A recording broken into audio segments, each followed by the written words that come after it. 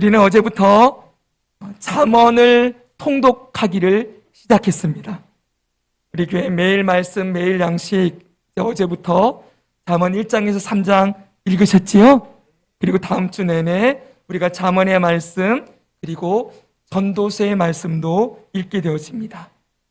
자, 먼저 잠언 1장 1절을 한번 읽겠습니다. 잠언 1장 1절 시작. 다윗의 아들 이스라엘의 왕 솔로몬의 잠언이라. 아멘. 자, 열왕기 상을 보면 솔로몬이 왕위에 오른 이후에 하나님께 1000번째 제사를 드리지요. 그 제사 이후에 하나님께서 솔로몬의 꿈에 나타나셔서 내가 내게 무엇을 줄고 너는 내게 구하라 이렇게 말씀하셨어요. 그때 솔로몬이 이렇게 대답을 했지요. 같이 한번 읽겠습니다. 시작. 누가 주의 이 많은 백성을 재판할 수 있사오리이까? 듣는 마음을 종에게 주사 주의 백성을 재판하여 선악을 분별하게 하옵소서. 이 솔로몬이 구한 것은 이 많은 백성들을 재판할 수 있는 지혜, 선악을 분별할 수 있는 지혜를 달라고 하나님께 기도합니다. 하나님이 그가 구하는 것을 너무 기뻐하셨어요. 그리고 솔로몬에게 이렇게 말씀하시고 역사해 주셨습니다. 열왕기상 4장을 보면 이렇게 말씀합니다. 하나님이 솔로몬에게 지혜와 총명을 심히 많이 주시고 또 넓은 마음을 주시되 바닷가에 모래같이 하시니 솔로몬의 지혜가 동쪽 모든 사람의 지혜와 애굽의 모든 지혜보다 뛰어난지라. 그가 잠언 3000가지를 말하였고 그의 노래는 1005편이며. 아멘. 하나님께서 그에게 지혜와 총명을 심히 많이 주셨고 그 주님 하나님이 주신 지혜를 가지고 뭘 했습니까? 잠언 3000가지를 말하였다. 이렇게 되어 있어요. 자, 그가 썼던 이 잠언이 바로 오늘 우리가 알고 있는 이 잠언서입니다. 이 잠언서는 솔로몬 때 직접 기록해서 남긴 것도 있고 솔로몬이 기록한 것을 저 후대 히스기야 왕 알고 계시지요?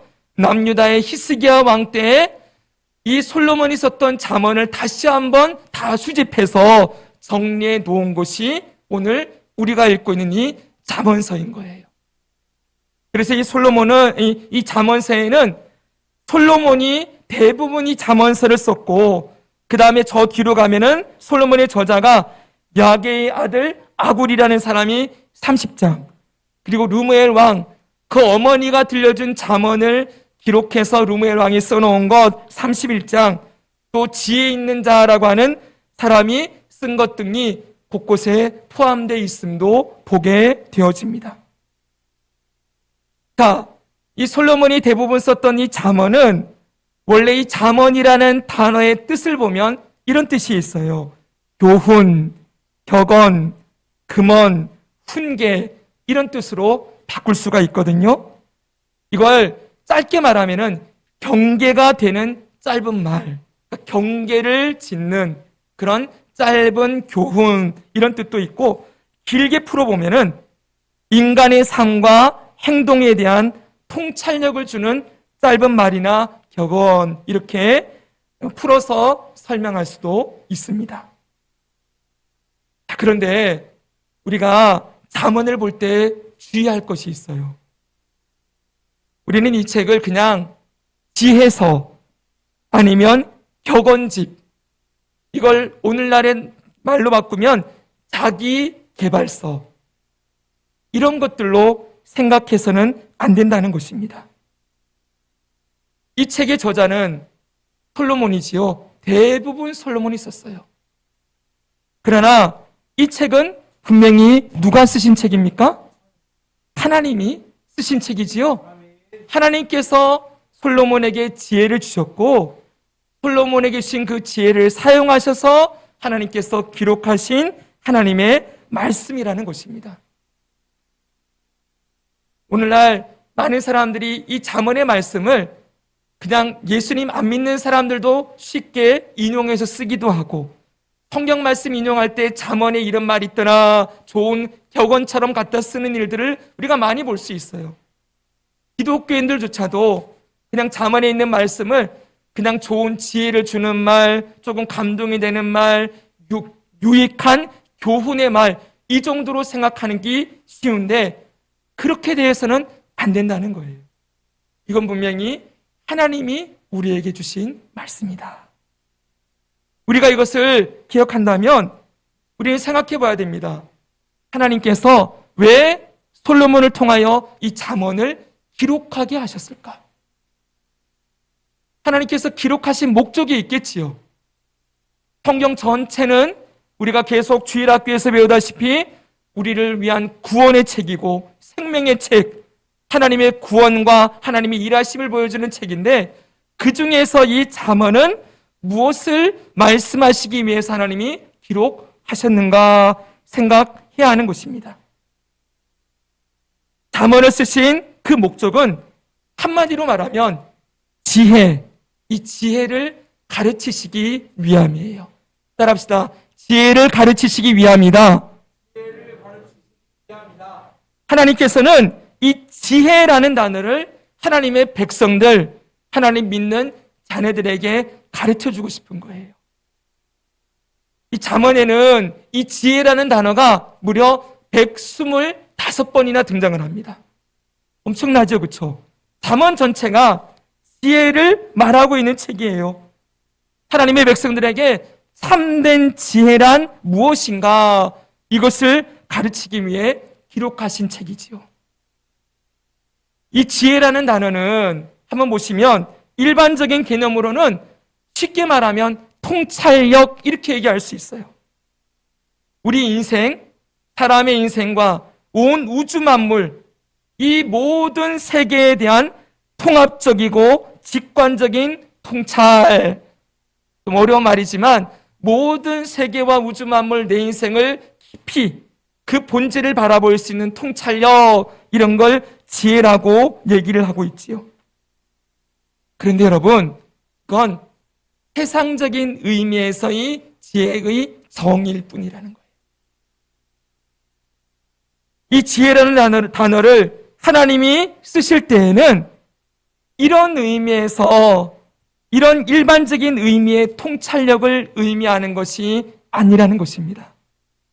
여기에는 참 많은 담론이 숨어져 있지만 다 설명할 수는 없고, 결론적으로 얘기하면은 이 잠언에서 하나님이 말씀하시는 지혜는 바로 이거예요. 잠언 9장 10절이 분명하게 우리에게 선언해 주고 있어요. 같이 한번 읽을까요? 시작. 여호와를 경외하는 것이 지혜의 근본이요 거룩하신 자를 아는 것이 명철이니라. 아멘. 아멘이지요? 분명히 하나님은 말씀하십니다. 지혜가 뭐냐? 그랬더니 하나님을 경외하는 것이다.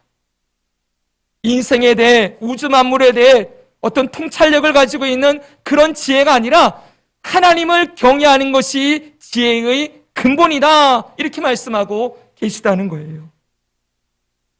우리는 세상이 말하는 지혜와 하나님이 말씀하시는 지혜를 반드시 구분할 필요가 있습니다. 세상이 말하는 지혜는 인생을 살아갈 때 통찰력과 분별력을 가지고 살아가는 것을 지혜다, 지혜롭다, 이렇게 말하지만 성경이 말하는 지혜는 그런 것이 아니라 하나님을 경외하는 것, 하나님을 바로 아는 것이 지혜의 근본이다, 이렇게 말씀한다는 거예요. 그러면 우리가 질문을 던져봐야 되지요. 왜 하나님을 경외하고 하나님을 아는 것이 지혜입니까? 근데 그 이유는 조금만 깊이 생각해 보면 우리는 분명하게 답을 알 수가 있습니다. 오늘 본문 6절은 이렇게 말씀하고 있어요. 같이 한번 읽어볼까요? 본문 6절 시작. 대저 여호와는 지혜를 주시며 지식과 명철을 그 입에서 내심이여. 아멘. 하나님이 어떤 분이래요? 지혜를 주시는 분이시고 그 입에서 지식과 명철을 내시는 분이시다, 이렇게 말씀하고 있다는 거예요. 다시 말하면 하나님 안에 지혜와 지식과 명철이 다 들어있다 말씀하고 있죠. 어떻게 그럴 수 있습니까? 잘 보세요. 우리가 아까 전에 지혜는 우리 인생과 온 우주 만물을 바라보는 직관적이고 통합적인 통찰력이라고 말씀드렸죠. 그렇죠? 그런데 생각해 보세요. 이 온 우주 만물을 누가 만드셨습니까? 하나님이 만드셨습니다. 아멘. 동의하시지요? 우리는 창세기 1장 1절 말씀을 믿습니다. 온 우주 만물 하나님 만드셨어요. 그러면 우리 인생은, 저와 여러분은 누가 만드셨습니까? 하나님이 만드셨습니다. 아멘이시죠?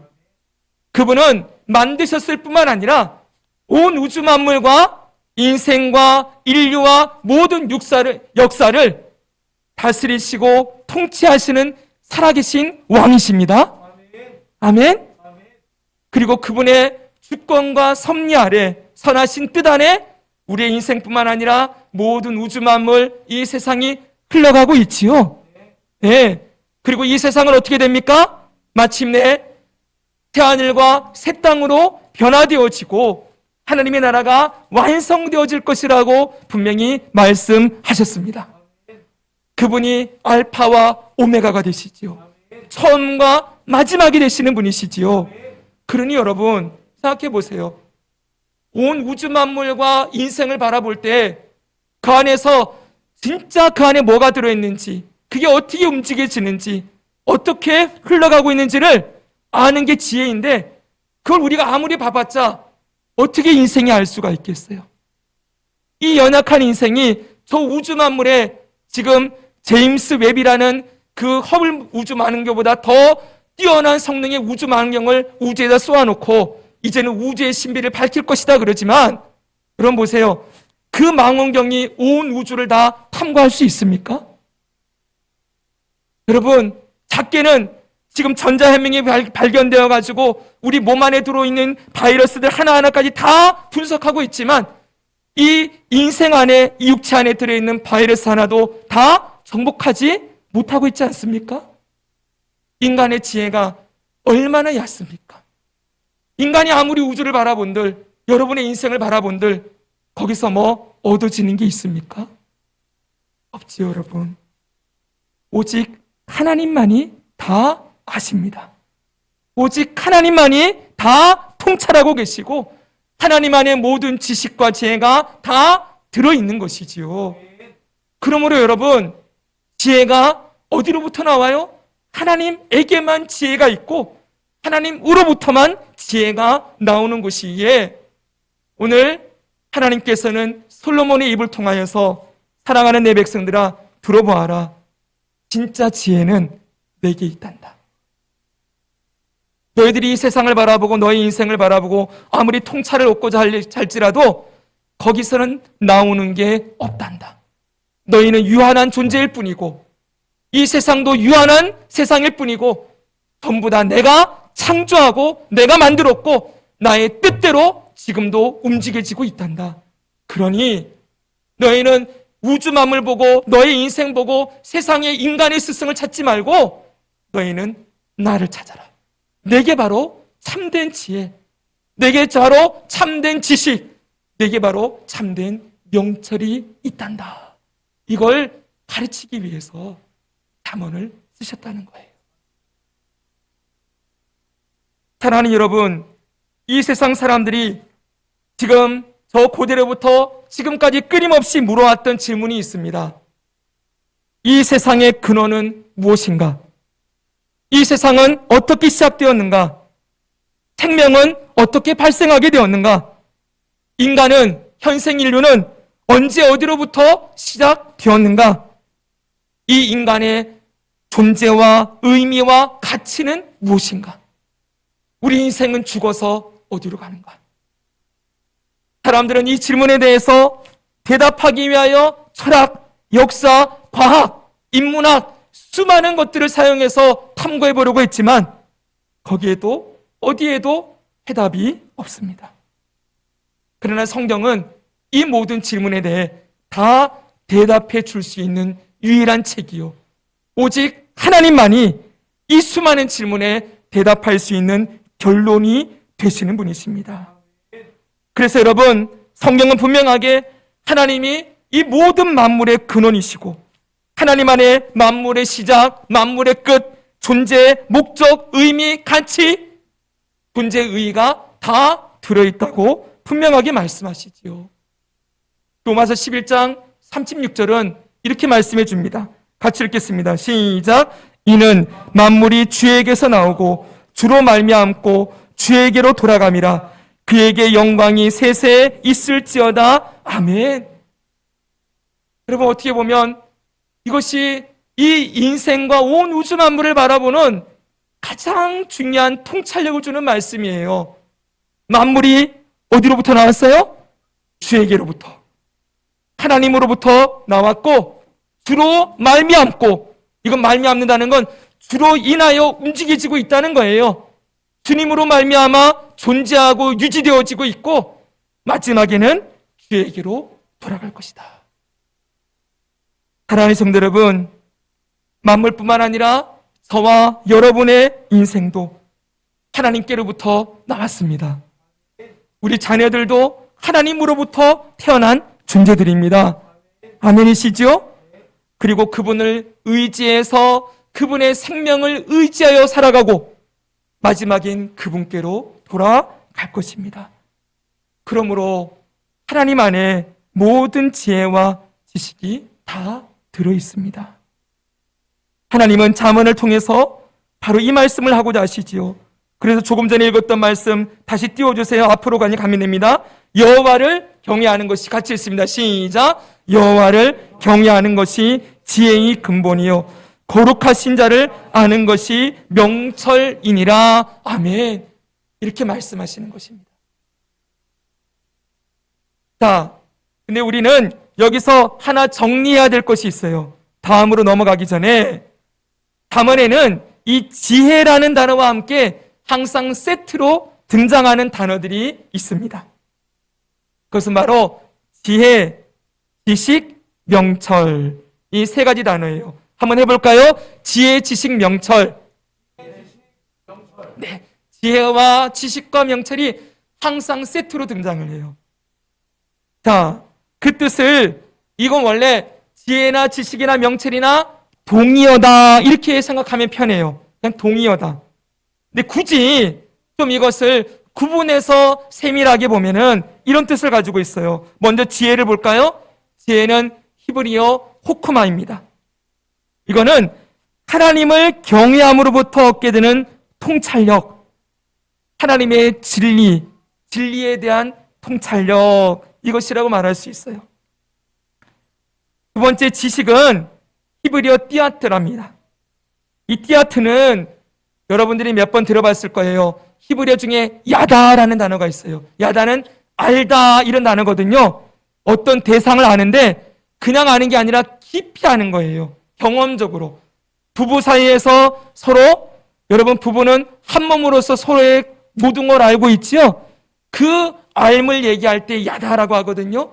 바로 이 단어에서 파생된, 야다에서 파생된 단어가 띠아트예요. 그래서 여기는 하나님을 아는 지식을 말하는 건데 그냥 아는 게 아니라 경험을 통하여 하나님을 깊이 알게 되는 지식, 이것이 지식입니다.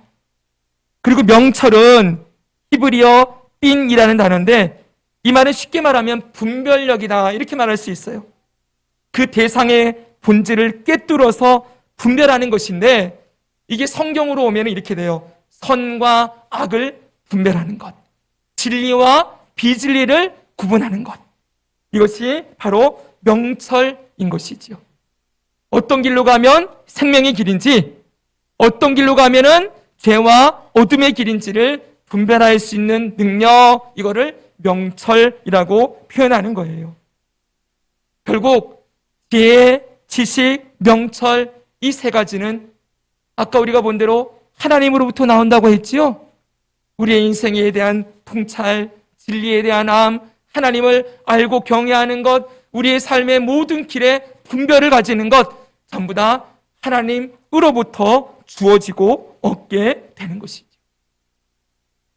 그래서 이 잠언을 보면은 우리의 인생에 이 세 가지, 지혜와 지식과 명철이 얼마나 중요한지를 이런 표현을 하고 있어요. 너무 중요하다는 것을 강조하기 위하여 이런 말씀들을 하고 있는데, 우리 잠언 3장 13, 14절을 같이 한번 읽겠습니다. 시작. 지혜를 얻는 자와 명철을 얻는 자는 복이 있나니 이는 지혜를 얻는 것이 은을 얻는 것보다 낫고 그 이익이 정금보다 나음이니라. 아멘. 지혜를 얻는 것이 정금 그리고 은을 얻는 것보다 낫다. 그래요. 이 세상이 말하는 것과 다르죠, 그렇죠?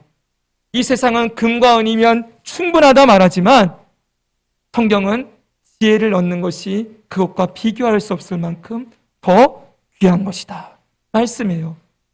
이 지혜는 뭐라고요? 하나님을 경외하고 하나님을 알고 그분의 눈으로 분별력을 가지는 것, 이게 가장 중요하다는 거예요. 그 다음에 4장 5절에서 7절도 함께 한번 읽겠습니다. 지혜를 시작. 지혜를 얻으며 명철을 얻으라. 내 입의 말을 잊지 말며 어기지 말라. 지혜를 버리지 말라. 그가 너를 보호하리라. 그를 사랑하라. 그가 너를 지키리라. 지혜가 제일이니 지혜를 얻으라. 내가 얻은 모든 것을 가지고 명철을 얻을지니라. 아멘. 지혜를 얻으며 명철을 얻으라. 이 지혜가 제일이다. 네가 가지고 있는 모든 것을 다 팔아서라도 명철을 사라. 이렇게 말씀하고 있어요. 마치 신약 성경에 밭에 감추인 보화를 발견한 농부가 자기의 소유를 다 팔아서 그 밭을 사고 그 보화를 얻게 되지요. 그게 곧 천국이요 하나님의 주시는 구원이요 생명이라고 말씀하신 것처럼 이 땅의 모든 걸 다 팔아도 하나님의 그 생명, 하나님을 경외하고 하나님 믿고 그 안에서 얻게 되는 그 생명을 누리는 것보다 귀한 것이 없다 말씀하시는 거예요. 오늘 우리가 읽은 이 본문에서는 지혜와 지식과 명철을 보배에 비유하고 있어요. 보배. 2절에서 4절 볼까요? 지식을 불러 구하며 명철을 얻으려고 소리를 높이며 은을 구하는 것 같이 그것을 구하며 감추어진 보배를 찾는 것 같이 그것을 찾으며, 보배를 찾는 것처럼 이것을 찾으라 말씀하고 있는 것이지요. 이렇게 귀한 지혜와 지식과 명철을 하나님은 그의 백성들에게 선물로 주기를 원하시는 거예요. 자, 이 지혜와 지식과 명철이 하나님으로부터 얻게 되는 것이라는 것을 우리가 인정한다면 이제 우리가 해야 될 일은 무엇이겠습니까?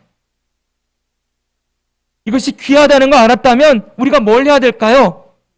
다른 것이 아니지요. 바로 찾고 구해야 한다고 오늘 본문은 우리에게 가르쳐주고 있어요. 다시 2절에서 4절 말씀을 같이 한번 읽겠습니다. 여러분 이 말씀 시작. 내 귀를, 2절에서 4절입니다. 내 귀를 시작. 내 귀를 지혜에 기울이며 내 마음을 명철에 두며 지식을 불러 구하며 명철을 얻으려고 소리를 높이며 은을 구하는 것 같이 그것을 구하며 감추어진 보배를 찾는 것 같이 그것을 찾으면. 아멘. 여기 보세요. 기울이며 두며 불러 구하며 얻으려고 소리를 높이며 그것을 구하며 그것을 찾으며. 지혜와 지식과 명철은 찾고 구해야 된다고 말씀하고 계십니다. 지혜와 지식과 명철이 누구에게 있다고요? 하나님에게 있지요? 이 말은 뭐예요? 곧 하나님을 찾고 구하고 하나님 앞에 나아가고 하나님을 부르고 하나님을 바라보며 그분 앞에 서라는 거예요. 사랑하는 성도 여러분, 이 보배와 같은 지혜와 지식과 명철을 하나님만이 줄 수 있기 때문에 우리 인생들이 연약하고 유한한 인간들이 해야 될 일은 지혜의 근원이신 하나님을 찾고 구하고 그분 앞에 나가야 하는 것입니다. 사랑하는 성도 여러분, 이 세상을 살아갈 때 우리는 수많은 문제와 어려움들을 맞이하게 되어지지요. 또한 우리 삶에 수많은 선택의 기로들에 놓여질 때가 있고, 또한 내가 도저히 예상하지 않았던 상황 가운데 우리가 내던져져서 도대체 어디로 가야 되나, 뭘 해야 되냐 헤매일 때도 얼마나 많이 있습니까?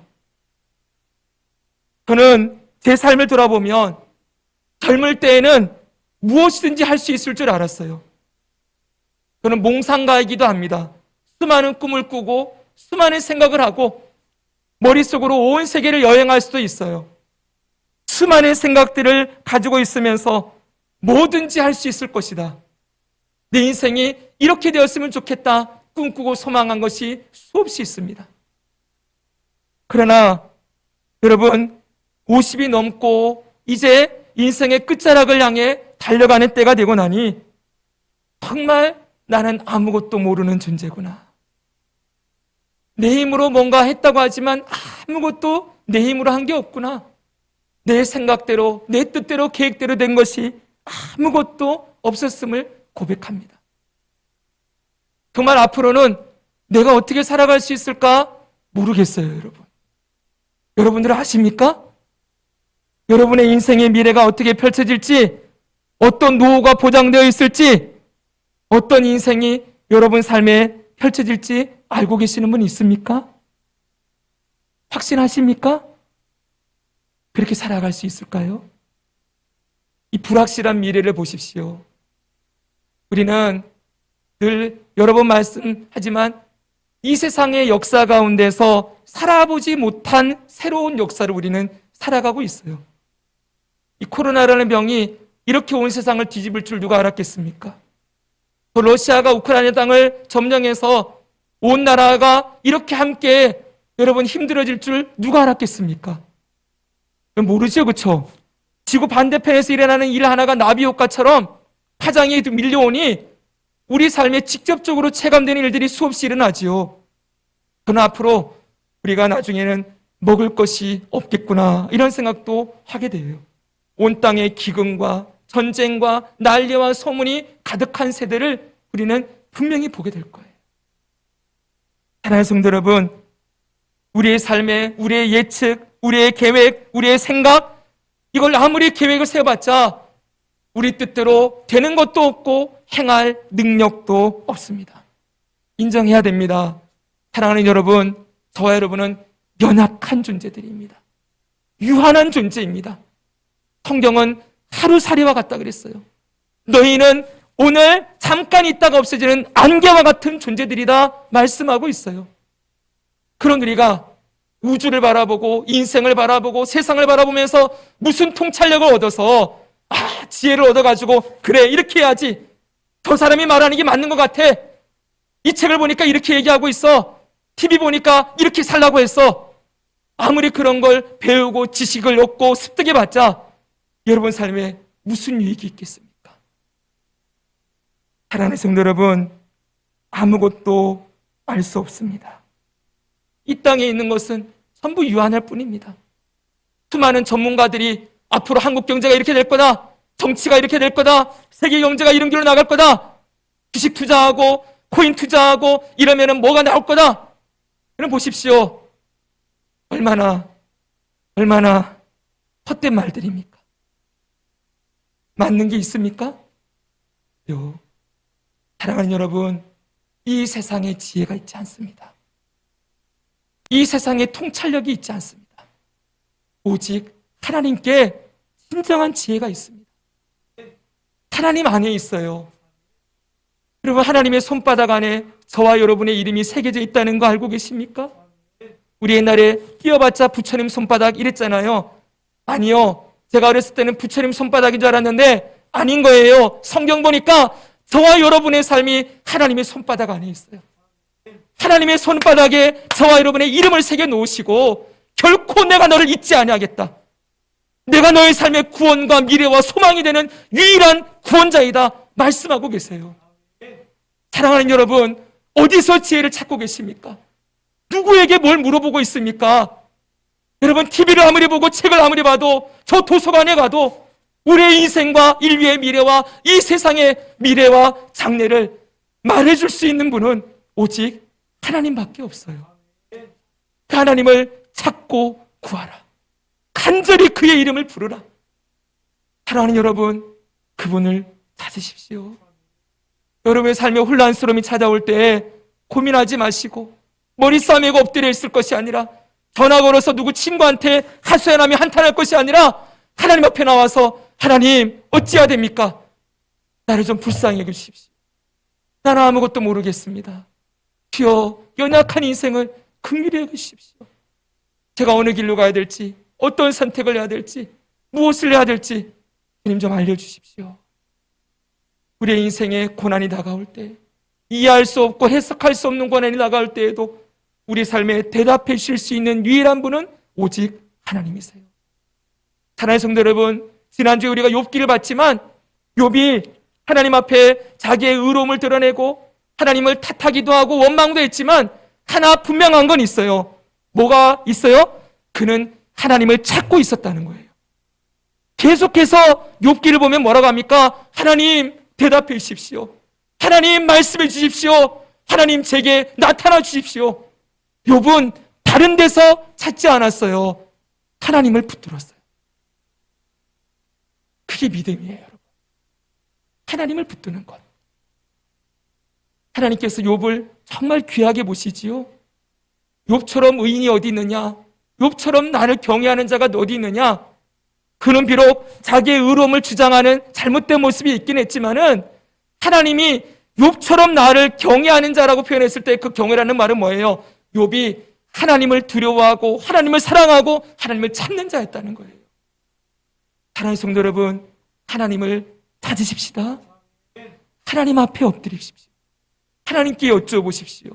그분에게 모든 지혜와 명철과 지식이 다 들어 있습니다.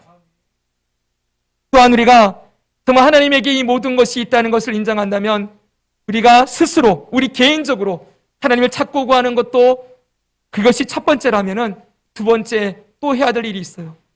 뭐냐면 이것을 바로 힘써 가르치는 것입니다. 지혜를 힘써 가르치는 일이에요. 우리가 이 지혜, 하나님을 경외함으로 얻게 되는 이 지혜를 가르쳐야 될 가장 중요한 대상은 바로 우리의 자녀들입니다. 성경을 보십시오. 잠언 1장 8절 보세요, 여러분. 같이 한번 읽을까요? 시작. 내 아들아. 읽습니다. 시작. 내 아들아, 내 아비의 훈계를 들으며 내 어미의 법을 떠나지 말라. 2장 1절도 보세요. 내 아들아, 내가 나의 말을 받으며 나의 계명을 내게 간직하며. 3장 1절, 내 아들아, 나의 법을 잃어버리지 말고. 그 다음 4장 1절, 아들들아, 아비의 훈계를 들으며. 5장 1절, 내 아들아, 내 지혜에 주의하며. 계속 반복해서 무슨 단어가 나옵니까?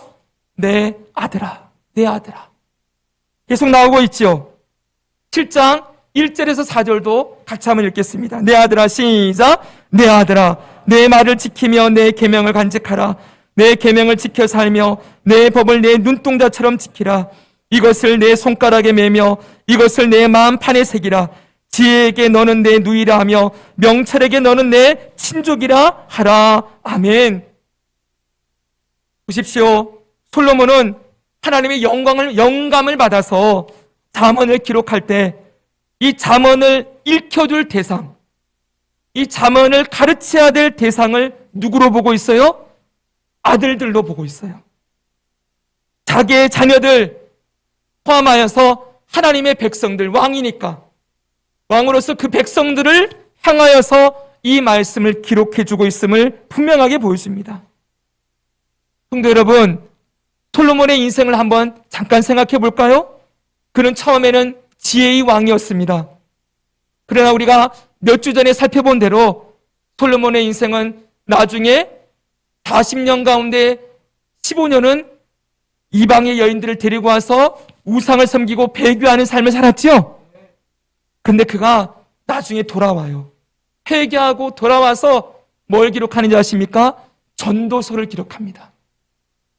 이 전도서는 그의 인생의 말년에 그가 인생을 다 거의 살아가고 난 다음에 썼던 책인데 그 책에 그 애가 이렇게 고백하는 것을 볼 수 있어요. 전도서 1장 1절 2절 보십시오.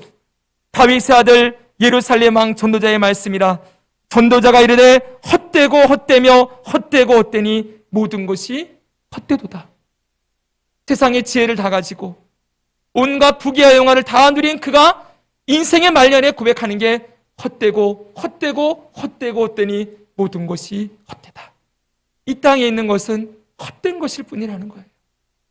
그러면서 그가 3장 11절에서 이렇게 말씀합니다. 우리 이 말씀 읽어볼까요? 하나님이 시작. 하나님이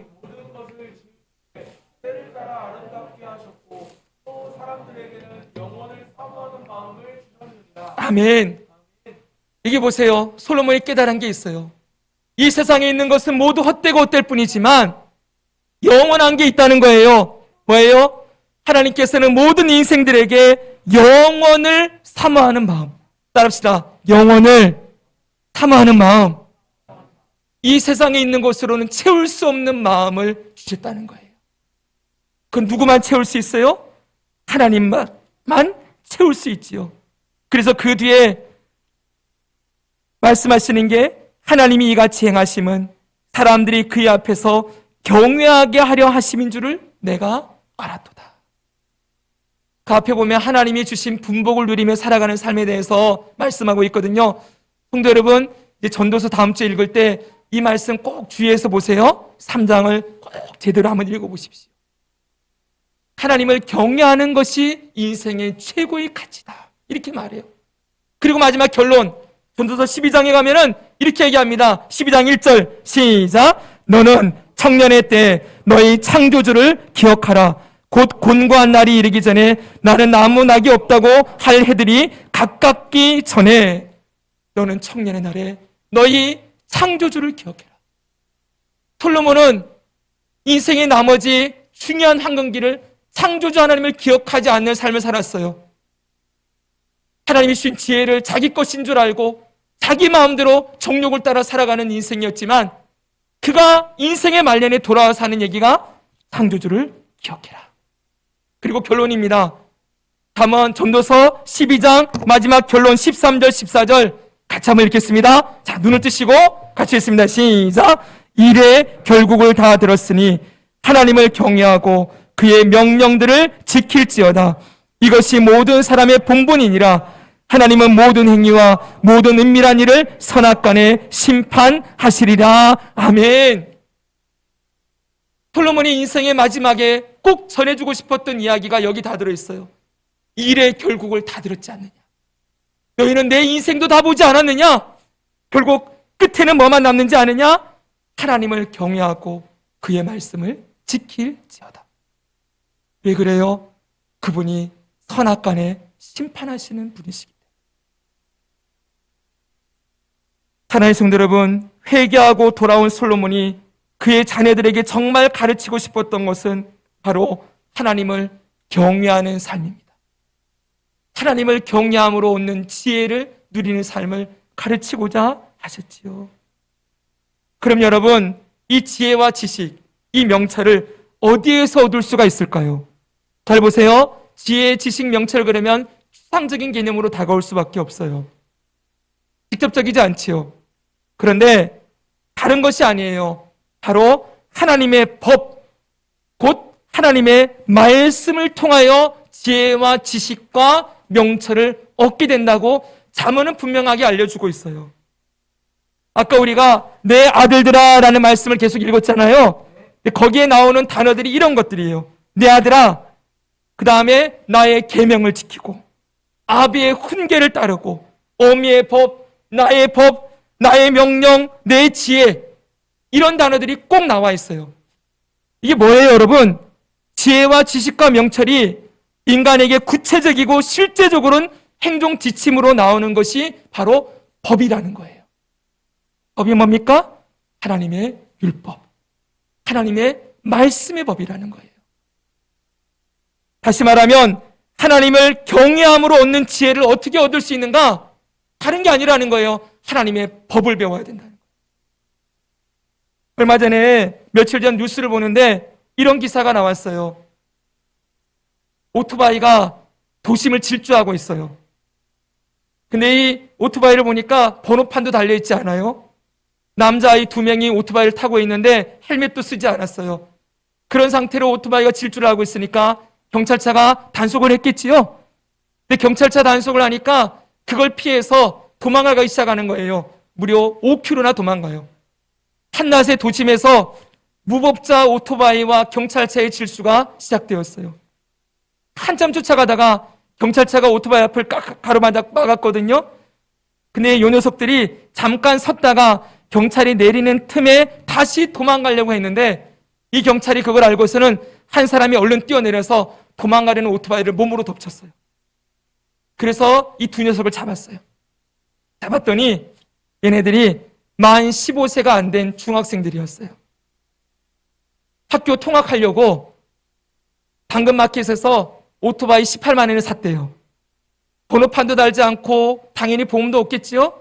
헬멧도 안 쓰고 원동기 면허도 없는 이 녀석들이 그 오토바이를 몰고 도심을 질주하고 다녔어요. 그 밑에 댓글이 어떻게 달렸겠습니까? 상상이 가겠죠, 여러분? 우리나라 요즘 이슈가 촉법소년 뭐 이런 거잖아요. 야, 어려서부터 뭐 어쩌고 저쩌고 저쩌고 달려 있었어요. 제가 이 말씀을 드린지 아십니까? 여러분들은 어떻게 생각하십니까? 이 자녀들이, 이 아이들이 왜 이렇게 질주하고 다닐까요? 물론 여러 이유가 있겠지만은 여러분, 법을 제대로 가르치지 않았기 때문이지. 뭐 그 이외에도 많은 이유가 있겠지만 여러분의 자녀가 만약 이런 아이라면 여러분은 어떻게 하시겠습니까? 이 아이들에게 뭘 가르쳐야 될까요? 해야 될 것, 하지 말아야 될 것. 인간의 참된 도리, 그렇지 않은 것. 여러분, 듣든 아니 듣든 가르쳐 놓아서 이 아이가 젊었을 때 실수를 많이 하고 그래도 법을 지키고 윤리적으로 도덕적으로 깨끗하게 사는 자녀들로 길러낼 책임이 부모에게 있지 않겠습니까? 사랑하는 성도 여러분, 마찬가지입니다. 우리 자녀들은 하나님 나라 백성들입니다. 아멘이시죠? 동의하십니까? 그러면 하나님 나라 백성이라는 걸 어떻게 증명할 수 있습니까? 다른 게 아니지요. 하나님의 법을 지키는 아이들로 살아가야죠. 하나님의 이름은 하나님 나라 백성이고 교회는 다니고 있는데 우리 아이들이 하나님의 법을 모른다. 그러면 여러분 어떤 자식들이 되는 겁니까? 불법을 행하는 자녀들이 되는 거지요. 이 나라의 법을 지키지 않는 아이들이 불법자들이 되는 것처럼 하나님 나라의 법을 모르면 어떻게 돼요? 불법을 행하는 자들이 되는 거예요.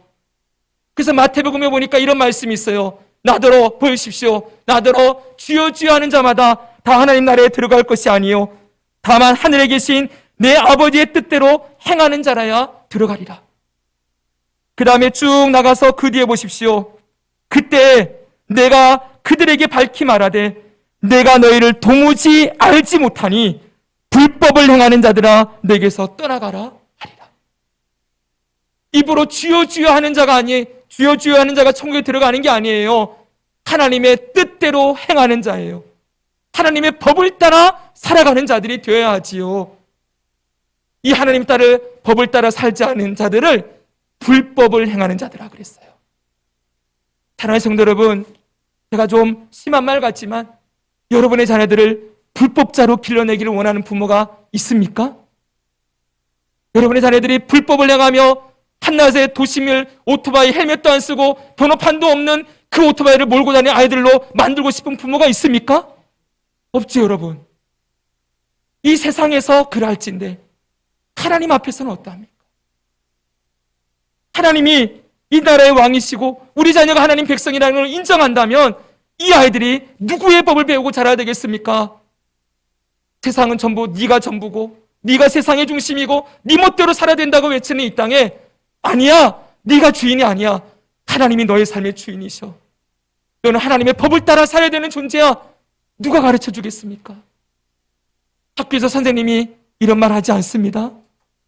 세상에 어느 누구도 이런 말을 가르쳐 주지 않습니다. 오직 교회에서만, 오직 여러분 가정에서만 이 말씀을 가르칠 수 있어요. 사랑하는 성도 여러분, 하나님의 법을 가르쳐 주십시오.